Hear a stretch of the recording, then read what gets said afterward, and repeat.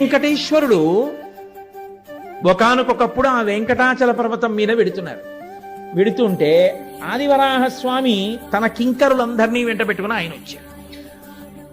ఆయనకి ఈయన ఎదురుపడితే ఎదురొస్తే వెంకటేశ్వర స్వామి వారు పక్కకి తప్పుకున్నారు. ఆయన అన్నారు, ఈ కొండ నాది, ముందొచ్చిన వాడిని నేను. వెంకటాచల పర్వతం మీదకి ముందొచ్చిన వాడిని నేను, ఈయనెవరు ఇక్కడ తిరుగుతున్నాడని అడిగారు.